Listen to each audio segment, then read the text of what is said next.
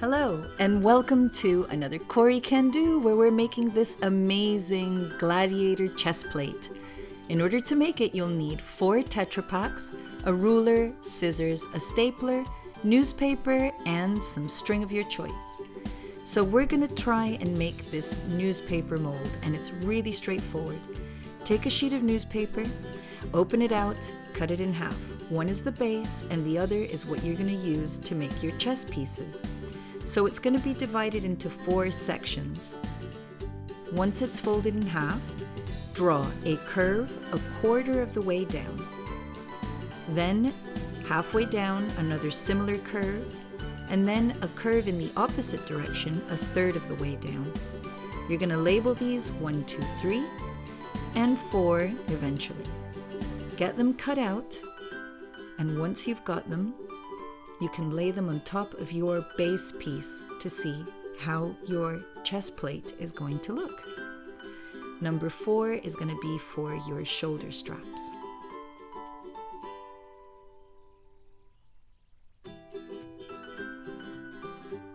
This is roughly the spacing that you'll need when you're laying them out. Great! Those are our pieces. So now we're going to put them to one side and we're going to prepare a Tetra Pak. Now if you've seen my previous videos, Tetra Paks need to be washed thoroughly, opened out, flattened, and then you can cut the bottom open. Remove the top with the spout and cut along up the back seam. Make sure you dry everything really thoroughly, otherwise the permanent marker doesn't stick to the Tetra Pak. Great! You'll need 4 of these to do the whole project. Lay your base piece first and staple it together. Now you want to put this to one side and we're going to work on our other mold pieces. So I'm going to lay these out for you to see. You can get 2 pieces of mold out of each Tetra Pak.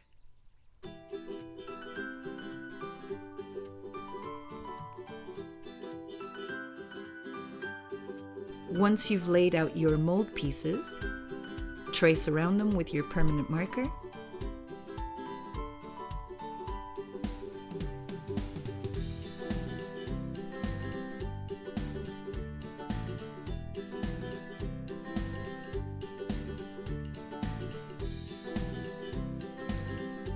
And get these cut out at super high speeds.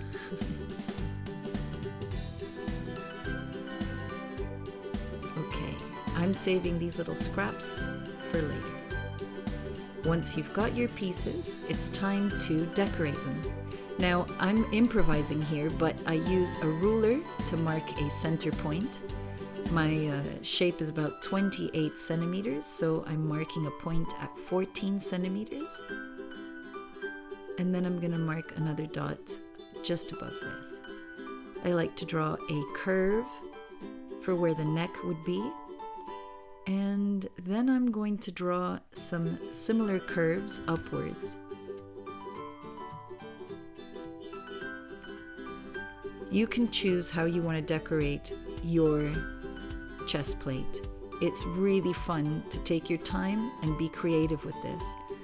I improvised this while I was making the video. What I will say is contouring all the pieces with the black permanent marker is essential because it gives it volume and it separates it from your lower chest piece, the one that's connected to your body. All the shapes I'm making are to try and give the chest plate volume and make it look like it's got more depth. So a little bit of rivets always help to make the Tetra Pak look like it's made of metal. And as we know, the chest plates would have had lots of decorative bits and pieces to them. And then I do a bit of shading, which also helps give it a little bit more depth. Somebody was telling me the other day that this gives it a little cartoony style. I'm on to my next piece. So again, I contour the entire shape.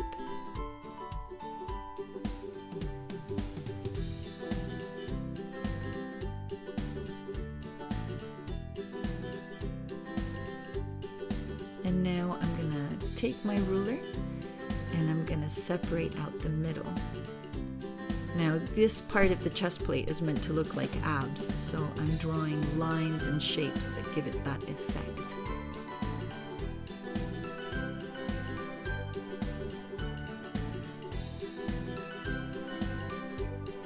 Some more rivets because it is made out of metal.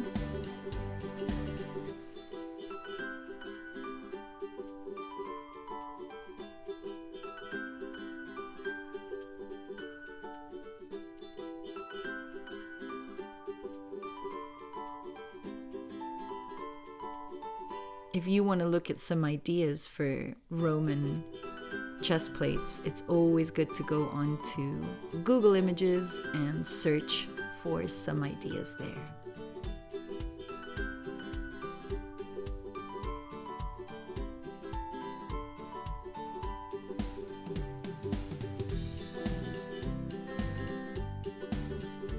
Now I'm going from a proper central point, so I mark that out with my ruler. And I'm going to draw some lines that go outward. This sort of matches the shape I did above, and it continues with that theme of making a person look like they have some abdominal muscles. Because a lot of Roman and gladiator chest plates tended to do that.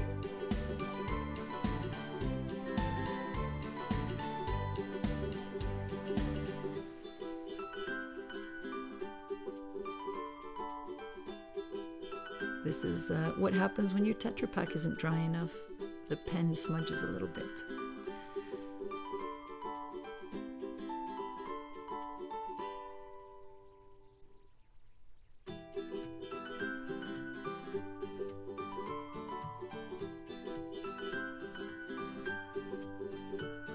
So I take my time here to rework into these lines to give it all a little bit more depth.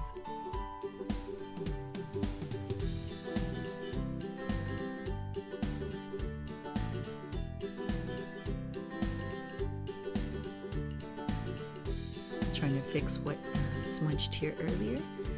Gonna swap onto another marker because this one has unfortunately become a little damp.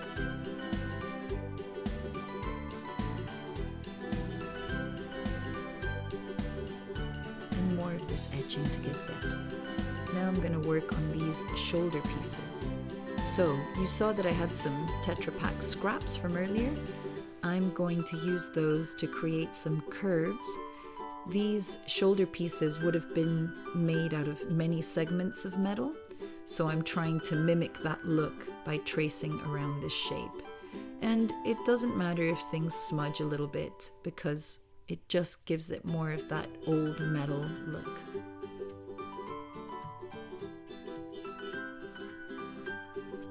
I flip my mold over and I trace the same number of lines out again.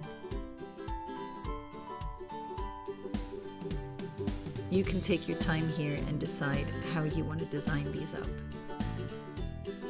Some rivets because they make everything look more cool. And then contouring.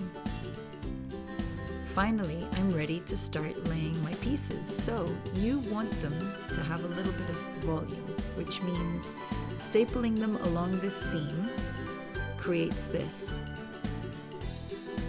And then I'm going to take them and staple them about 1 centimeter away from the edge of my base mold. I'm going to repeat this with all of my pieces because it gives this 3D effect. So my base is flat and my upper pieces are just slightly puffy. And I noticed that it would also look a lot cooler if it had some shading, so I added that in before connecting the next piece.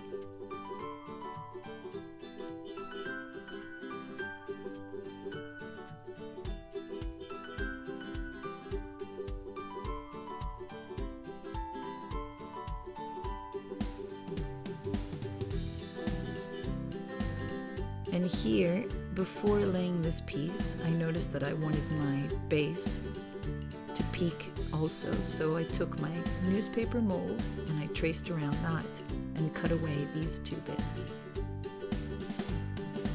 So now I connect my final piece.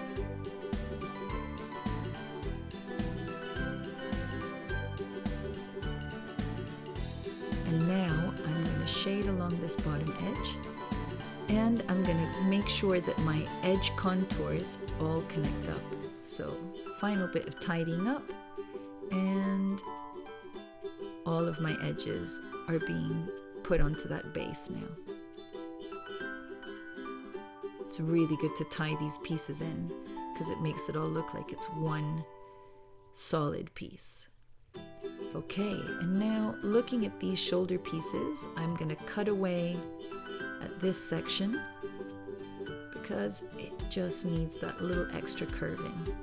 Here I connect it to my base, and then I'm going to connect it just to the upper part of the chest mold so that they're not flattening my breastplate.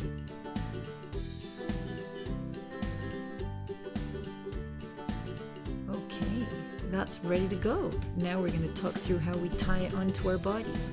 So for this, take the string of your choice, and you're going to want 1 meter's worth, more or less, for every single strap. So I staple it to the top edges symmetrically on both sides.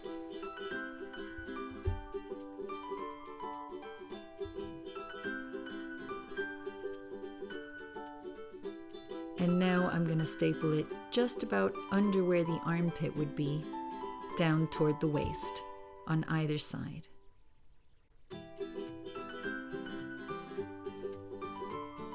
I try and make sure that I leave even amounts of string for my tying, and then secure it on with a few more staples. This method has allowed me to tie it onto myself like so. An adult might help you do this. And the top straps, as you can see, connect to the upper tie, which is just under the armpits. So there you go. Now you can experiment with dressing up like a gladiator. Woohoo! I hope you liked, and please do subscribe for more.